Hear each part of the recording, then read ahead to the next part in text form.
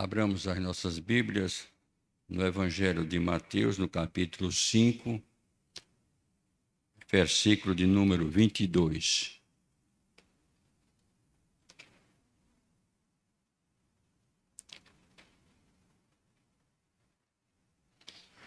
Eu, porém, vos digo que todo aquele que sem motivo se irá contra seu irmão estará sujeito a julgamento, e quem proferir um insulto a seu irmão estará sujeito a julgamento do tribunal, e quem lhe chamar tolo estará sujeito ao inferno de fogo.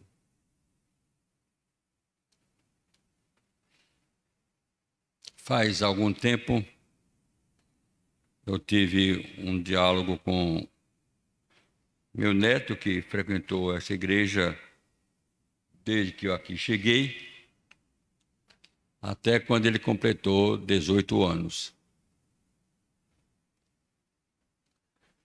Reclamava muito porque tinha que vir comigo e com a avó dele, porque minha filha já tinha ido para os Estados Unidos, então minha família era eu, minha esposa e ele.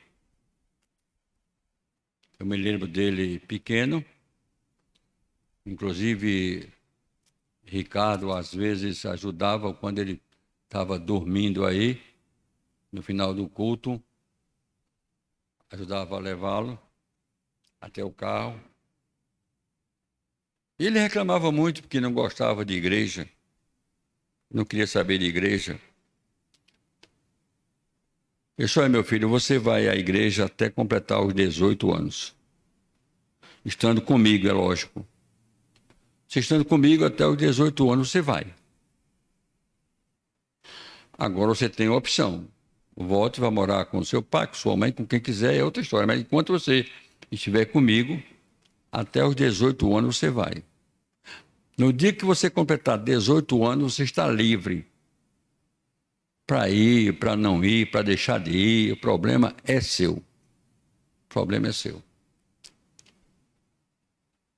E no dia que ele completou 18 anos, eu cheguei para ele e disse: olha, promessa feita, promessa cumprida. Você agora vai se quiser. Quando quiser ou nunca vai. Ele me fez uma pergunta: vô, o senhor acha que o inferno existe? Aí eu disse: não. Está vendo? Se nem o senhor acredita que o inferno existe, calma aí. Não foi isso que você perguntou. Não foi isso que você perguntou. Você perguntou: vô, o senhor acha que o inferno existe? Sim. E qual foi a minha resposta? Não. Bom, acho que não. Eu tenho certeza que ele existe. Aí ele parou. Eu tenho certeza que o inferno existe. E que, se você não colocar Deus no seu coração, você vai para lá. Querendo ou não, você vai. Porque para lá vai até sem querer. Porque de resto ninguém quer ir. A palavra inferno consta na Bíblia apenas 30 vezes. 20 vezes no Novo Testamento, das quais só em Mateus consta 9 vezes.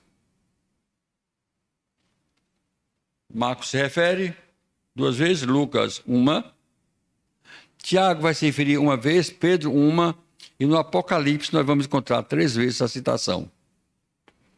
Não encontramos no Evangelho de João, nem Atos dos Apóstolos, não vamos encontrar nas cartas paulinas, etc, etc. No Velho Testamento encontra-se 10 vezes, das quais só em Provérbios 5 vezes. 5 vezes. Distribuindo as 5 nos demais livros. Então não é um assunto tão citado na Bíblia, mas ele é citado na Bíblia Sagrada. Alguém aqui já se irou? Por favor, coloque esse versículo na tela. Vamos começar com uma lição que a gente aprendeu há muito tempo. Creio que antes de mim os irmãos já tinham aprendido. 5:22, Mateus 5:22. 5:22. Eu, porém, vos digo que todo aquele que sem motivo se irá contra seu irmão estará sujeito a julgamento. Agora, eu queria chamar a atenção para esta expressão, sem motivo. Sem motivo.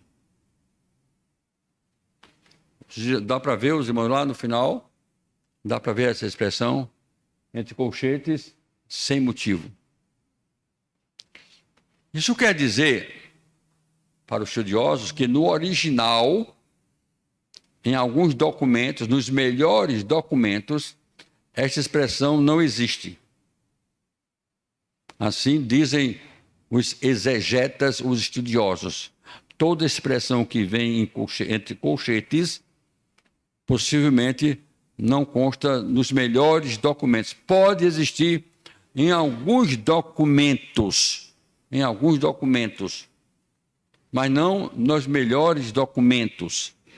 Segundo, que essa expressão pode ter sido colocada depois,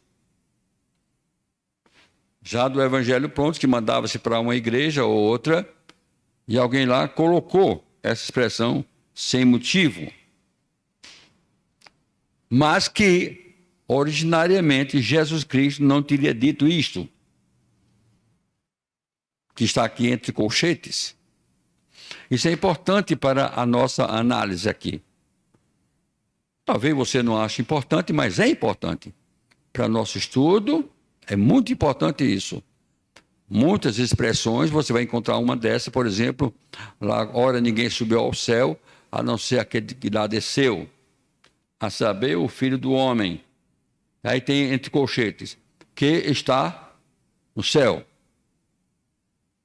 E que originariamente João não teria escrito aquilo ali, mas que um copista depois colocou a expressão, porque a essa altura Jesus Cristo já teria ressuscitado, então colocou que está no céu, e vem entre colchete. Então toda expressão que vem entre colchete, então dizem os estudiosos que originariamente quem pronunciou não pronunciou aquela expressão. Isso tem muito a ver justamente com a nossa fé. Porque aí nós já teríamos do motivo. Não, eu me irei, mas com motivo. Né? Com motivo.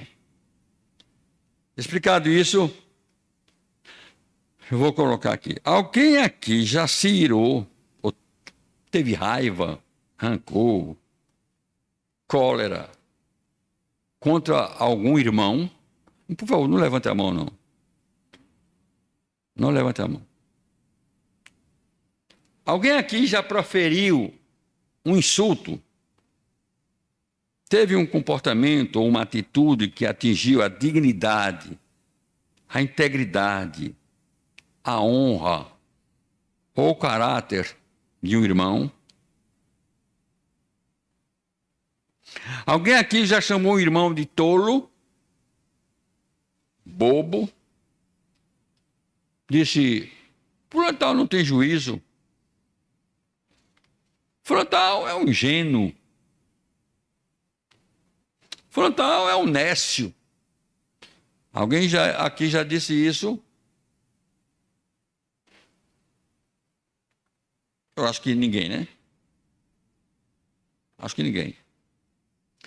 Bem, pela palavra, ao pé da letra, se alguém já fez isso, será digno de comparecer ao tribunal, ao julgamento. E se foi a última expressão, tolo, é réu do inferno. E agora? Se você já chamou o irmão de tolo, de bobo, de nécio, então você é réu do inferno. Bom, Jesus Cristo está dizendo que o inferno existe. É a expressão dele. Segundo que quem procedeu assim, vai para lá. E agora? Certa vez eu estava pregando aqui, os irmãos devem lembrar que faz pouco tempo, e eu disse que quando nós chegarmos no céu, isso é, quem de lá chegar, logicamente, pressuponho que todos nós vamos para lá, a grande surpresa que você vai ter é que, oh, que maravilha, eu estou aqui. É grande maravilha.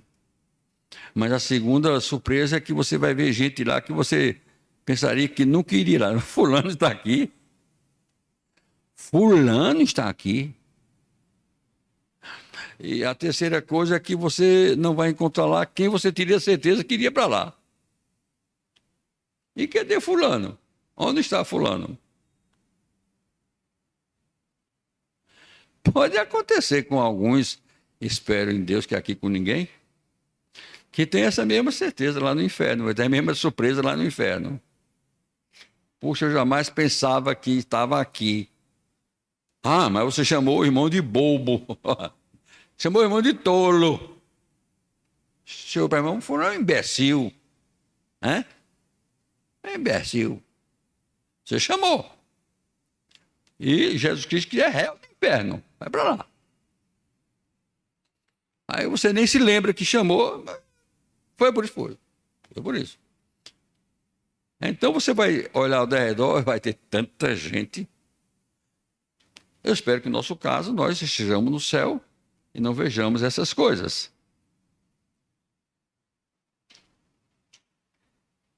Mas se o inferno existe, meus irmãos, onde é que ele fica?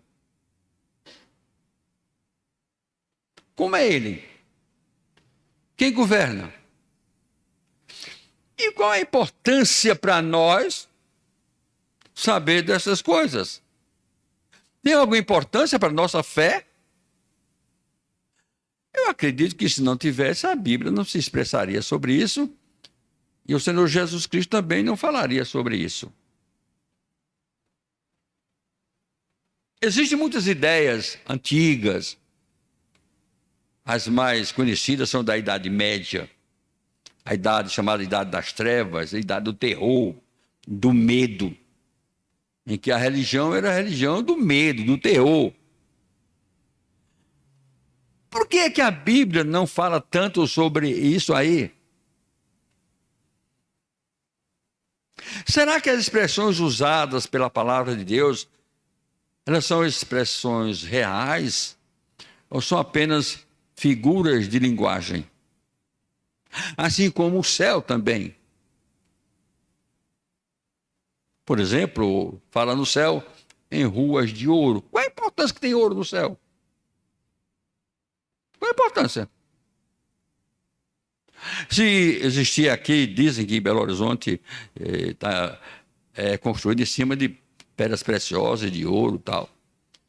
Mas se o ouro que existia, por exemplo, nessa avenida aí, se existir, está na gangue impura, né? É o ouro impuro. Porque se for o ouro já burilado, ninguém consegue andar. Quando o sol chega, ninguém conseguiria. Né? Pedras preciosas. Qual a importância que tem pedras preciosas para quem está no céu? Você não vai negociar com pedras preciosas, não vai usar, não vai sair com anéis brilhantes, tá? Não vai. Qual a importância?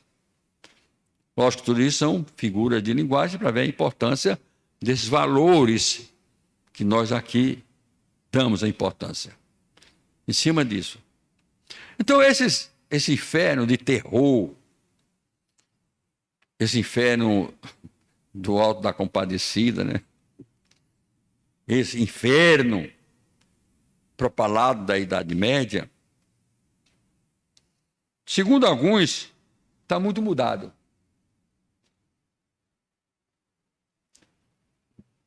Interessante que a palavra inferno encontra-se pela primeira vez no Cântico de Moisés. Veja bem, o Cântico de Moisés está onde?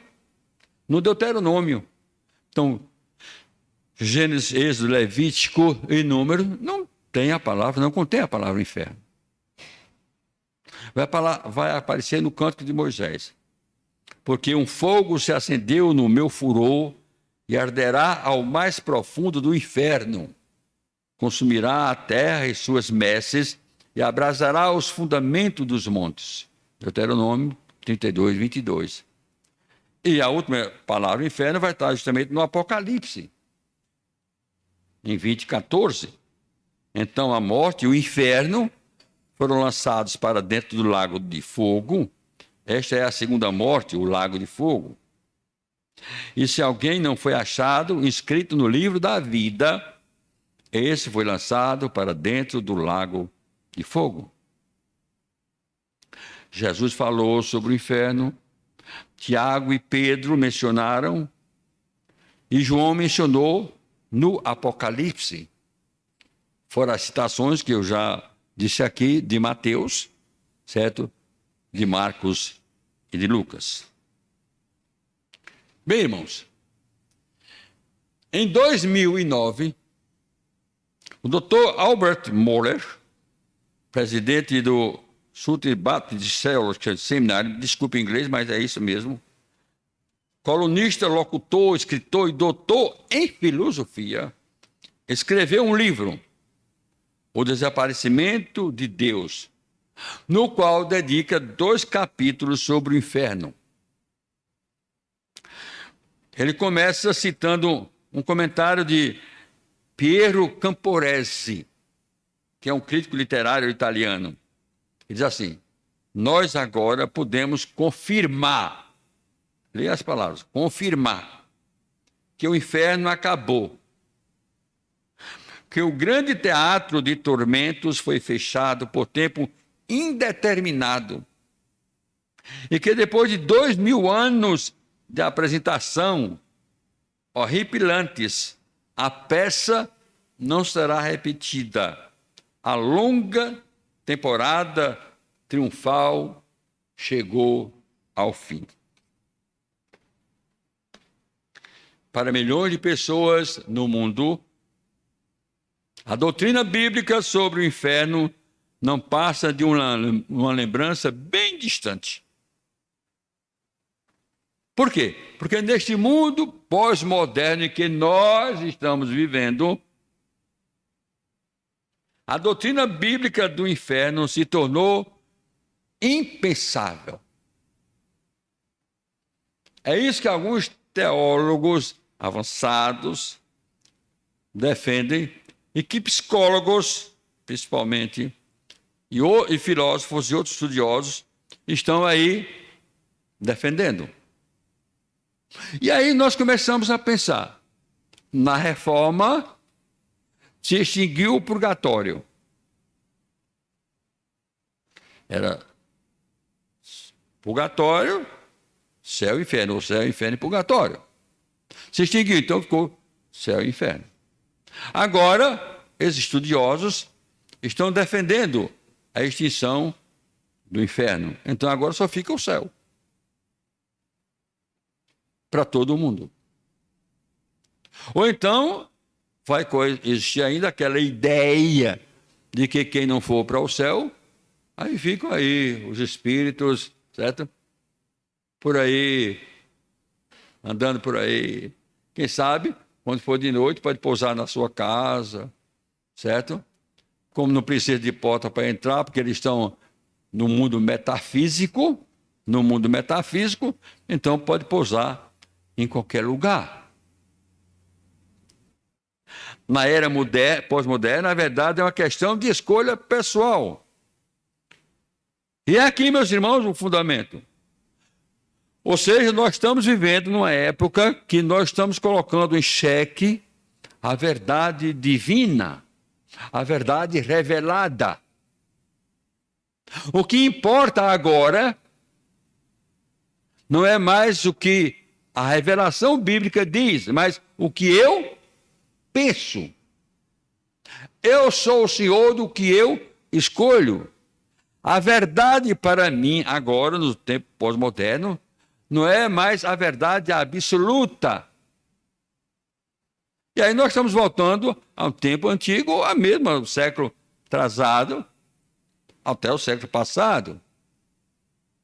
Nietzsche, por exemplo, disse: Deus morreu. E o mundo tremeu quando Nietzsche disse isso. E depois nós vemos que Dostoiévski, grande novelista russo,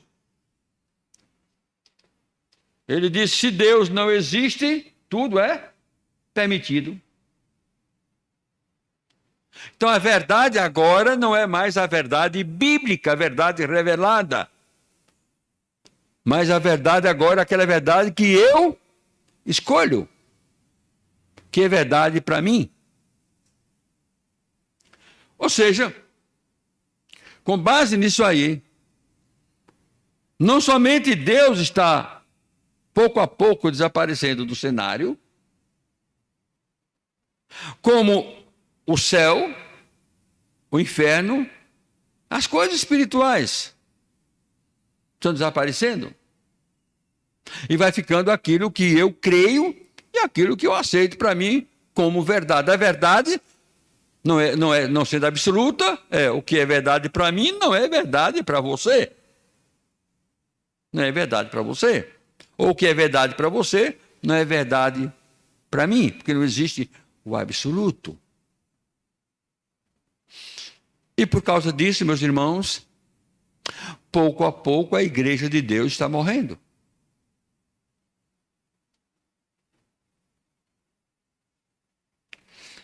Essa afirmação não é somente minha, aliás, não é inteiramente minha.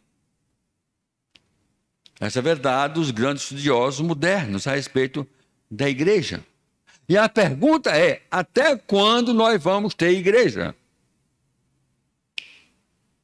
Até quando?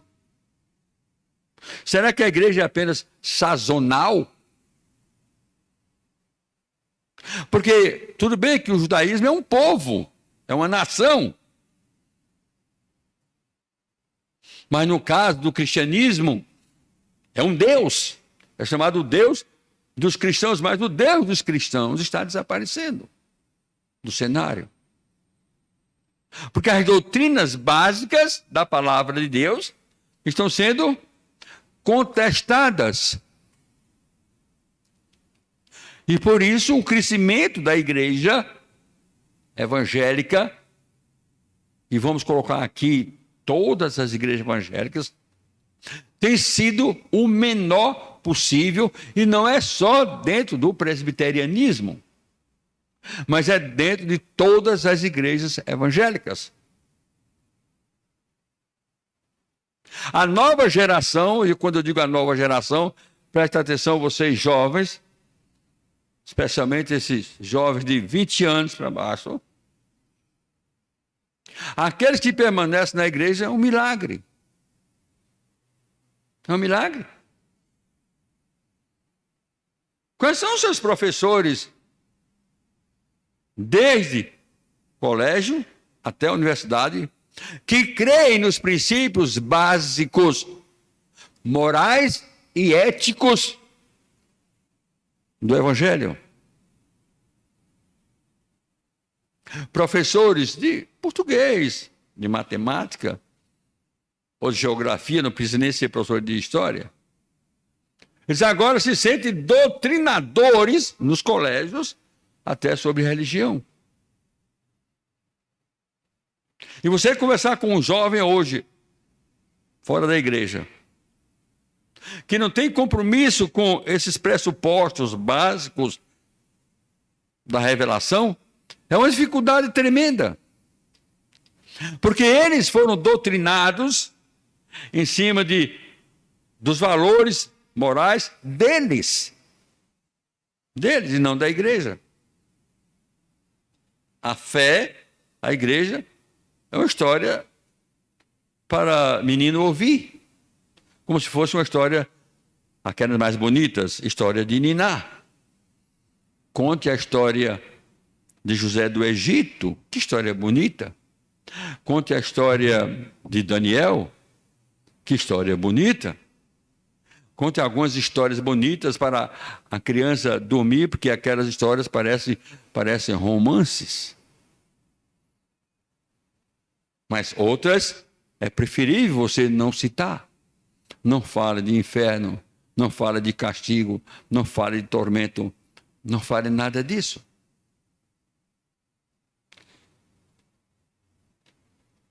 Voltemos à questão do inferno, não é voltar ao inferno, voltemos à questão do inferno. Quem é Deus? Um ser soberano, misericordioso, justo. Bem, a doutrina do inferno, conforme está na Bíblia, contrasta com estes atributos de Deus. Dizem os modernos teólogos e alguns estudiosos. Presta atenção. Eu não estou inventando nada, eu não viria aqui na igreja inventar coisas. Eu estou querendo preparar a igreja naquilo que é meu trabalho, minha vocação e meu dever, para o que nós estamos enfrentando. Ou seja, eu sou responsável pelo enriquecimento da sua fé.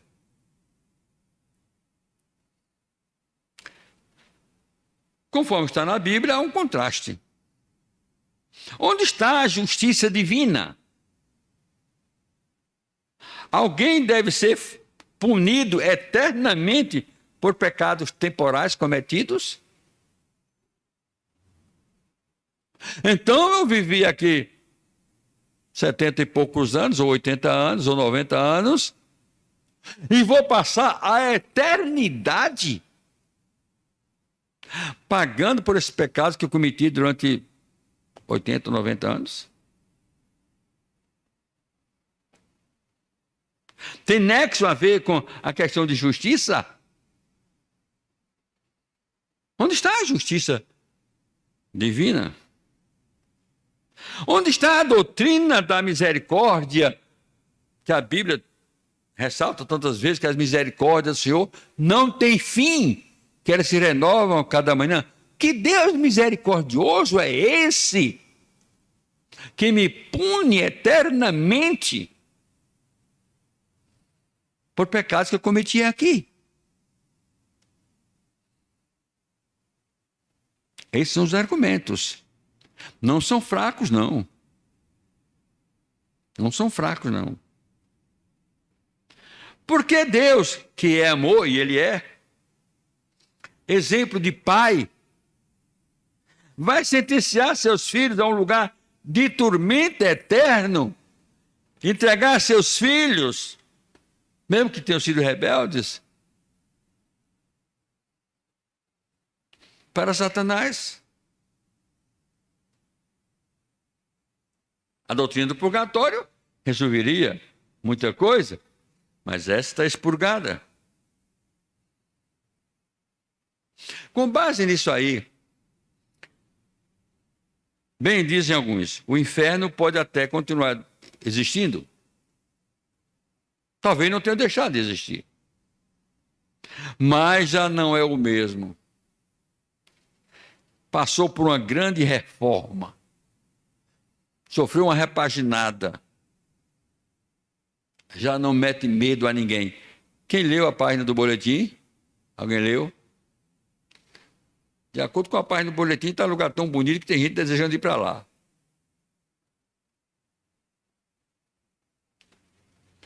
Porque o inferno, como era descrito na Idade Média, e até há poucos anos, e como é descrito na Palavra de Deus, e como nós pregamos, ele não exerce nenhum atrativo a tal ponto que ninguém vai para lá querendo. Ninguém quer ir para lá.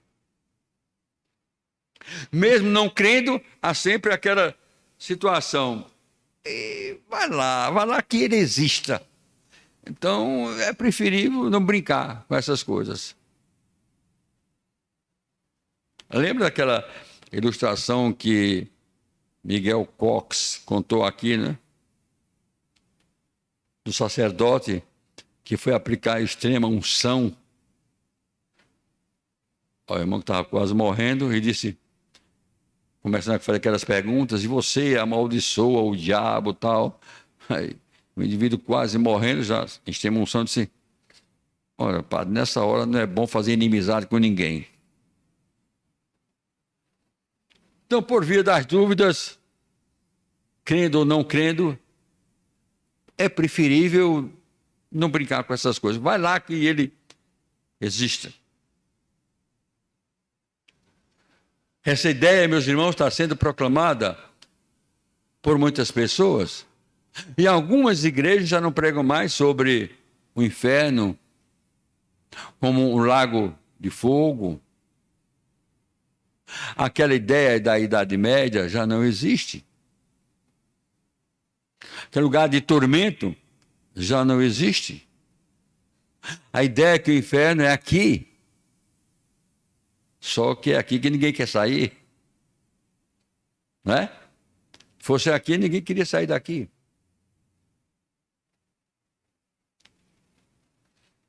Irmãos, a Bíblia não mudou. Ela diz que o inferno existe e que é um lugar de tormento. Nossa responsabilidade é de apresentar a verdade da fé cristã com coragem e clareza.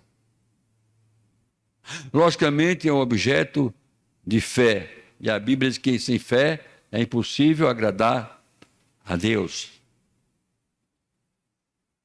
É melhor não brincar com coisas sérias. Para o céu, a pessoa só vai por intermédio do Senhor Jesus, pois ele diz que é o caminho. Para ir para o inferno, a pessoa não tem que fazer nada. Não tem que escolher caminho nenhum. Jesus apresentou a palavra dos 2 caminhos. Ele diz que o caminho estreito, o caminho mais difícil, é o caminho da vida cristã. O largo, fácil, é aquele que conduz à perdição.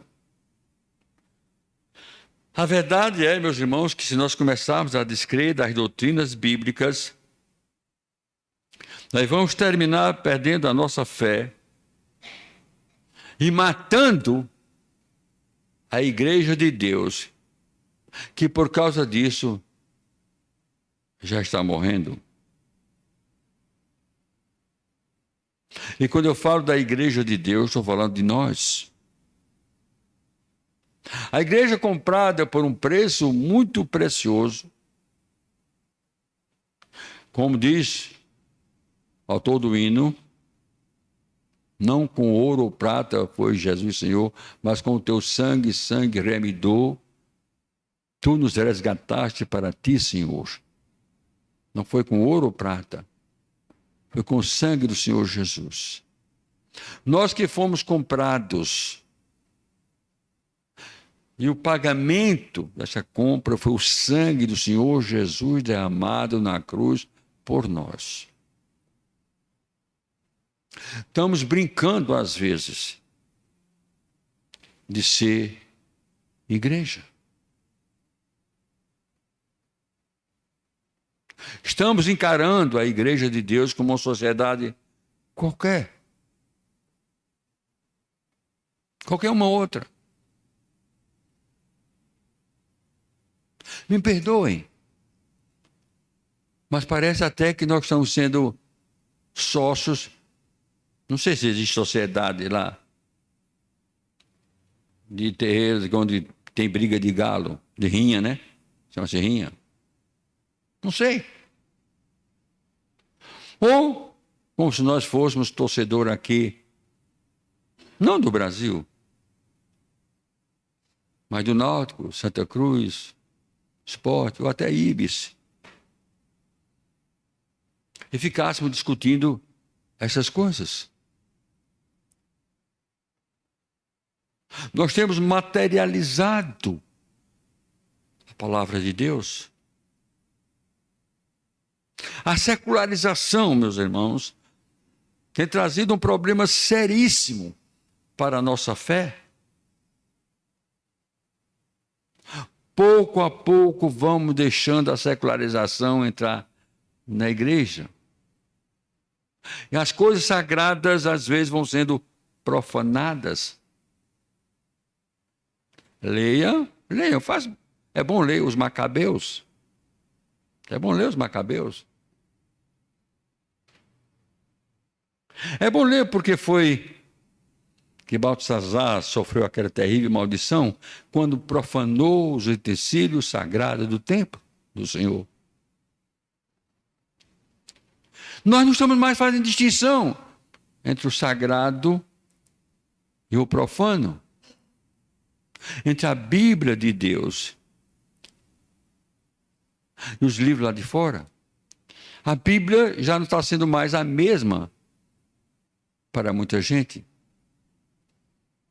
Cada dia mais a ideia de que muitas coisas na Bíblia não passam de mito está ganhando corpo.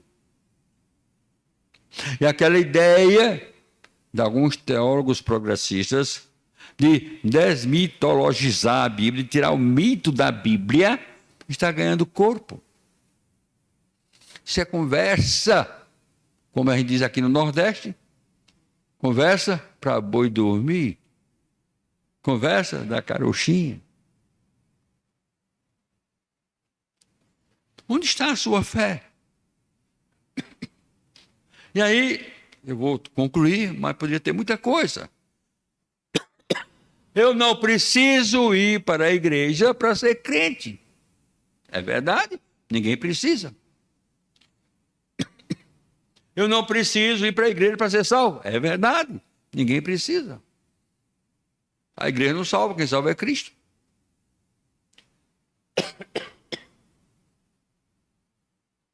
Eu não preciso ser barata de igreja.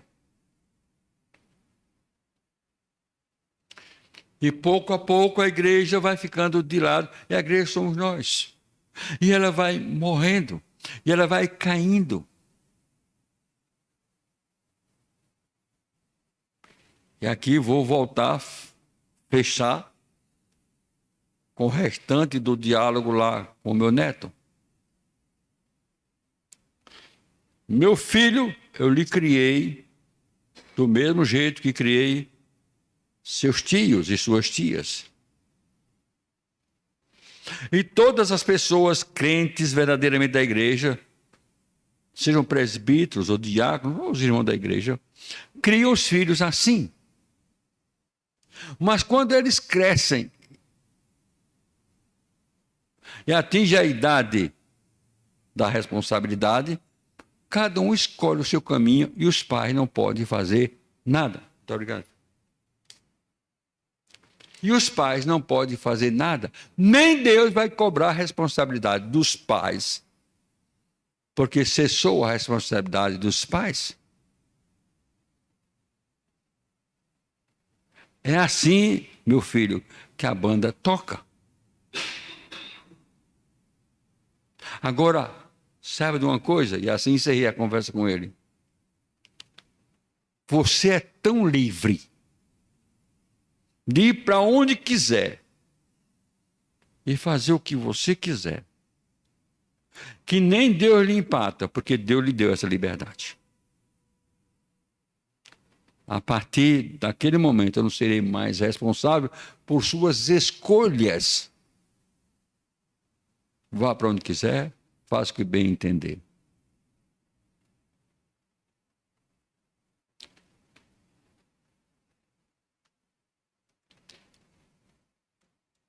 O inferno existe. Se o inferno não existir, o céu também não existe. Se o céu também não existir, Deus também não existe. E aí, Dostoiévski está certo. Se Deus não existir, tudo é permitido. Ou como diziam os gregos, comamos e bebamos, que amanhã morreremos. Eu creio nas doutrinas da palavra de Deus.